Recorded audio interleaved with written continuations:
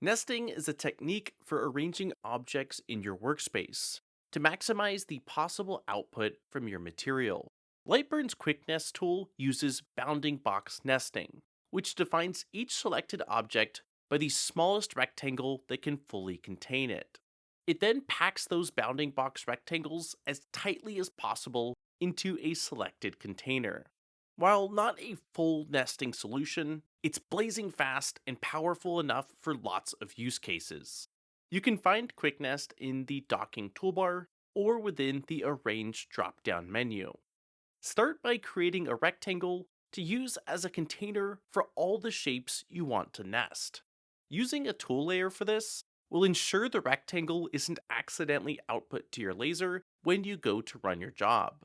Then select the container rectangle you created along with all objects you want to nest, and click on the Quick Nest button.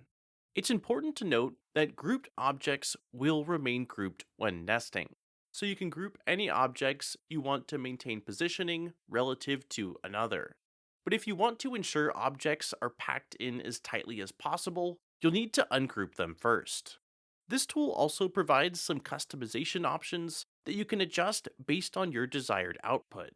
With lock inner objects enabled, any objects in your selection completely contained by another object will maintain their position in that shape when moved, regardless of whether they are grouped or not. Enabling lock objects for rotation prevents objects from being rotated when nested.